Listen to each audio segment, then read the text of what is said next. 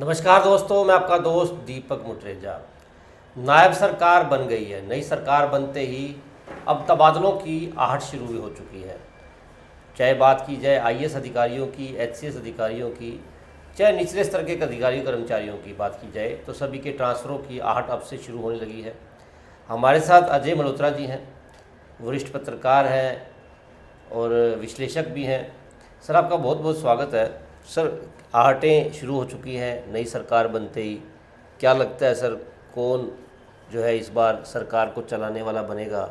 हालांकि आईएएस अधिकारियों के तबादलों की भी सूचनाएं मिल रही हैं, एचसीएस अधिकारियों के तबादलों की भी सूचना मिल रही है, वहीं अन्य जो कर्मचारी हैं उनके भी तबादलों की सूचना लगातार मिल रही है। सर, देखो, इस सरकार में कम से कम तबादलों को लेकर कर्मचारियों में बेचैनी नहीं है ज़्यादा, क्योंकि पहले की तो तबादले ही अपने आप में पूरी इंडस्ट्री थी भाई। छोटे से छोटे तबादले के लिए भी पॉलिटिकल सिफारिश की ज़रूरत पड़ती थी। खैर, मनोहर लाल जी ने बड़ी अच्छी नीति बनाई कि भाई ऑनलाइन हम तबादले करेंगे। इससे दो फ़ायदे हुए। एक तो जो दुश्मनी के रूप में बदलियाँ की जाती थी दुश्मनी निकालने के लिए, वो बंद हो गई। और एक अनावश्यक जो तबादले में पैसे खाए जाते थे, उस पर काफ़ी हद तक अंकुश लगा है। अभी पूरी तरह तो अंकुश नहीं लग पाया, क्योंकि अभी भी दाएं बाएं से लोग रास्ते ढूंढ लेते हैं, और कई लोगों को ज़्यादा ही अच्छी सीटें चाहिए होती हैं, वो तो ख़ास तौर पे रास्ता ढूंढते हैं। परंतु इतना ज़रूर है कि सरकार ने अधिकांश महकमों के अंदर ख़ास तौर पे क्लास 3 में, 4 में, 2 में ऑनलाइन सिस्टम लागू किया है। और जैसे जेई के तबादले हैं आपके, एसपीओ के तबादले हैं आपके, या आपके टीचर्स के बड़े लार्ज स्केल पे तबादले होते थे। मेरे को याद है दीपक जी, मास्टरों के तबादले तो ऐसे होते थे जैसे कोई बाउंडर खड़ा हो जाता था। सही बात है। मान लो कि एक एक मंत्री एमएलए के यहाँ से 300 की बदलियों की लिस्ट जाती थी डीओ के पास। अब एक ही हल्के में अगर ये 4 एमएलए 300 की लिस्ट भेज देंगे तो वो क्लैश होएगा, तो बड़ा भारी दिक्कत होती थी तबादलों की। फिर वो धीरे धीरे ये चीज़ बंद हुई तो डायरेक्टोरेट के लेवल पे होने लग गई। तो जो छुट भैया नेता थे उनकी दिहाड़ी बहुत बनती थी, और आम कर्मचारी का शोषण होता था उसमें। और पॉलिटिकल लोग भी किसी को तंग करने के लिए उठा के, कोई मान लो किसी को भिवानी से मेवात फेंकवा दिया, किसी को यमुनानगर फेंकवा दिया, वो चीज़ एटलीस्ट मनोहर सरकार में उस चीज़ पर देखो, मनोहर सरकार की 2-3 बातें बहुत अच्छी थी, जिसमें पर्ची खर्ची और एक ये नौकरियों की जो ऑनलाइन। तो अब नई सरकार बनी है तो, लेकिन फिर भी जो सिस्टम है वो तो चलाना पड़ेगा। सबसे पहले तो चीफ प्रिंसिपल सेक्रेटरी की बात आई, तो दोबारा से राजेश खुल्लर जी को बना दिया गया, और पूरा सीएमओ एक तरह से अब उनके अंडर है। सीएमओ में जितने भी अब अधिकारी लग रहे हैं या होंगे उनके अंडर होंगे वो।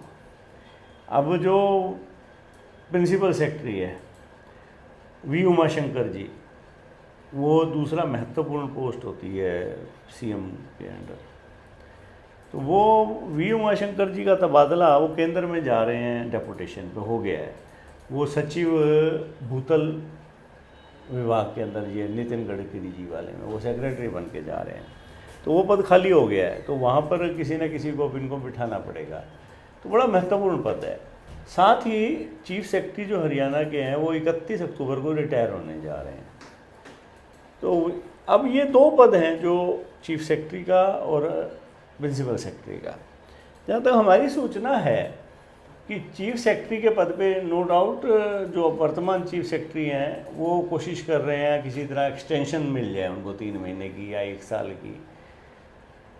उधर से मिस्टर विवेक जोशी हैं जो हरियाणा कैडर के आईएएस अफसर हैं, और वो दिल्ली में वित्त सचिव भी रहे हैं।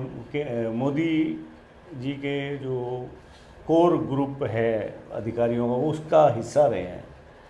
और विवेक जी, एक सौभाग्य की बात है, सन 1987-88 में भिवानी में एसडीएम भी रह चुके हैं।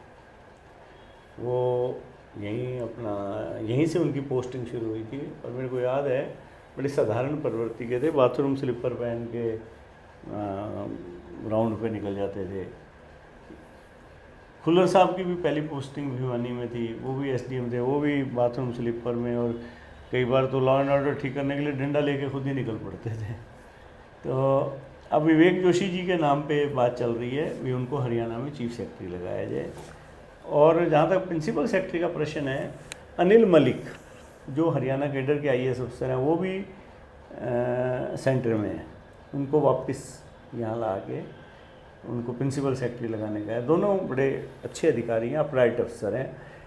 क्योंकि देखो, chief principal secretary, chief secretary और एडिशनल प्रिंसिपल सेक्रेटरी, ये सरकार की आँख और कान होते हैं।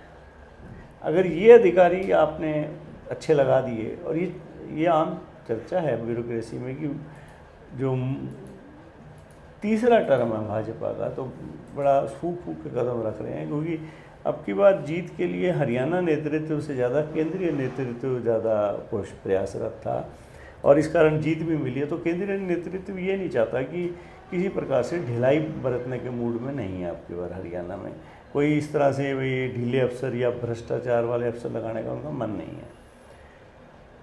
एक बार इनकी सेटिंग करके ये कल आपका अविश्वास प्रस्ताव, ये जो सब नए एमएलएज हैं उनको ओथ दिलवाई जाएगी, और स्पीकर का चुनाव हो जाएगा, और नायब जी के चुनाव पे मोहर लग जाएगी। इसके बाद दिवाली के बाद, तो दिवाली से, क्योंकि पहले ही चीफ सेक्रेटरी प्रिंसिपल सेक्रेटरी का फैसला करना पड़ेगा, जी। तो ये हो जाएगा। इसके बाद बारी आएगी हरियाणा में, अब की बार जहाँ तक हमारी सूचना है, बड़े स्तर पर आईएएस और एससीएस और आईपीएस के तबादले होने जा रहे हैं, और एचपीएस तबादले भी, जिसमें डीएसपी वगैरह होते हैं। जहाँ तक डीसीज की बात है, मेरा ये मानना है कि हरियाणा के कुल 22-23 जो भी ज़िले हैं, जी 22 जिलों में से कम और नहीं तो 15 के डिप्टी कमिश्नर बदले जाएँ। मतलब बड़ी संख्या के अंदर हाँ, तबादले होने की सूचना है। और इसी प्रकार एससीएस बदले जाएंगे, आपके बड़े स्तर पर एसपी बदले जाएंगे। सरकार ये चाहती है भाई हम जिन अधिकारियों को अब लगाएं, तो फिर उनको 1.5 साल ना छेड़ें, ताकि वो अपनी परफॉर्मेंस दे सकें। सरकार शुरू से ही एक्टिव मोड में दिखाई देना चाहती है। तो अधिकारियों की धड़कनें बढ़ी हुई हैं, ख़ासतौर पे आईएएस अफसर लॉबिंग कर रहे हैं, वहाँ मुख्यमंत्री जी के वहाँ बड़ी हाजिरी चलती है, और जो पीएमओ का ऑफिस है वहाँ से भी सिफारिशें आएंगी, और सीएमओ में भी लगने के लिए बड़े अधिकारी ललायत हैं कई। तो ऐसे में खुल्लर साहब का भी रोल महत्वपूर्ण रहेगा, और उधर पुलिस में शत्रुजीत कपूर जी का, क्योंकि कपूर साहब एक अपराइट अफसर हैं, तो उनकी भी सही रहेगी आईपीएस अफसरों को तैनात करने में। फिर आ जाते हैं डिस्ट्रिक्ट के ऑफिसर्स, क्योंकि जितने भी अब एमएलएज हैं नए चुन के आए हैं या मंत्री हैं, वो अपने विभागों में चाहेंगे कि अपने हिसाब से कुछ अधिकारी लगाए जाए। तो जो ऑनलाइन प्रक्रिया में नहीं आते, वैसे तो मनोहर लाल जी ने ऑनलाइन के बाहर भी जो है उनके भी लिए एक मिनिमम टाइम कर रखा था, इससे पहले बदली नहीं करी जाएगी।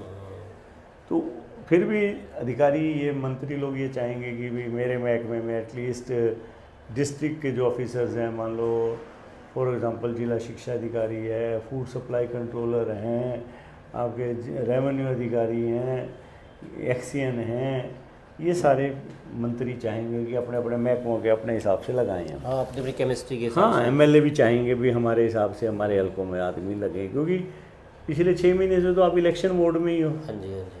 और फिर सरकार भी बदल चुकी है।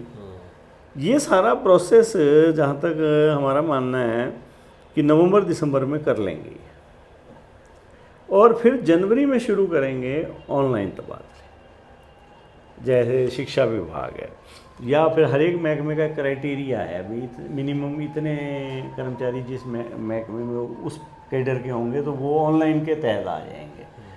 चाहे आपके अध्यापक हैं, चाहे स्कूल लेक्चरर हैं, प्रिंसिपल्स हैं, आपके जेई हैं, एसडीओ हैं, मंडी सुपरवाइज़र्स हैं, ये सारे तबादले फिर 1 जनवरी से लेके सरकार चाहेगी कि भाई जनवरी फरवरी में तबादले कर दिए जाएँ। मतलब कि नया सेशन शुरू हो तो नए, मतलब ये सरकार इस मूड में है कि एक बार सिस्टम को सेटअप करके फिर अपने हिसाब से आगे बढ़ती है।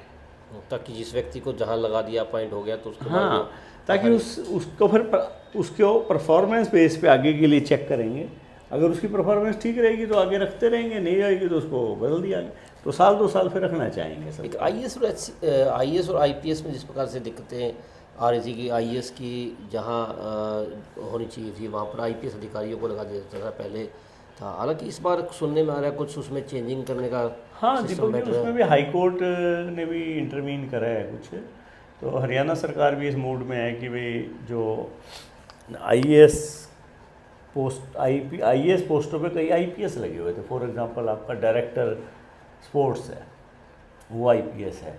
पिछले दिनों बिजली बोर्ड में सीएमडी शत्रुजीत कपूर लगे हुए थे, और भी कई पोस्टों पे लगे हुए हैं। तो सरकार अब इन सबको रिलीव करके इनको वापस लाना चाह रही है, और इनकी जगह पर जो आपके आईएएस को आईएएस वाले कैडर में और आईपीएस को आईपीएस वाले कैडर। नहीं तो उसमें काफ़ी दिक्कतें भी आ रही थी क्योंकि आपस में मन मुटाव जो है वो आपस चल में रहे थे। खिंचाव भी बन रहा था दोनों लॉबीज का, आईएएस और आईपीएस। और फिर जब वो खिंचाव बनेगा तो काम प्रभावित होगा, और वैसे भी फिर ये मुख्यमंत्री के लिए सिरदर्द बनेंगे। तो मुख्यमंत्री के पास और बहुत वरीयताएँ हैं, प्रायोरिटीज़ हैं, उस पर काम करें। तो इन चीज़ों पर ज़्यादा ध्यान नहीं दें, वो इस चीज़ों को सेटल करना चाहेंगे मेरे को लगता है। बिल्कुल दोस्तों, जिस प्रकार से आने वाले समय जो है, आने वाला समय तबादलों का समय होगा। अब आईएएस, आईपीएस, एचसीएस इस तरह के तबादले तो होंगे ही, साथ ही ग्रुप सी के तबादले भी, ग्रुप बी के तबादले भी अब लगातार आने वाले समय के अंदर होंगे, ताकि सरकार भी चाहती है कि एमएलएज के हिसाब से, मंत्रियों के हिसाब से तबादले भी कर दिए जाएँ, क्योंकि मर्जी के अधिकारी कर्मचारी लग जाएंगे तो उसके बाद काम करने में, काम की तेज़ी जो है आने में की संभावनाएं ज़्यादा होती हैं। तो क्योंकि वो केमिस्ट्री भी समझते हैं आपस की, तो उसी हिसाब से आगे के तबादले जिस प्रकार से होंगे, खैर वो आने वाला समय बताएगा। लेकिन इस प्रकार की जो है सूचनाएं मिल रही हैं कि आने वाले समय के अंदर दिवाली के बाद से ही तबादले जो है वो प्रक्रिया अब शुरू हो जाएगी। आज के लिए बस इतना ही, कल फिर दोबारा मिलेंगे नई खबर के साथ। नमस्कार।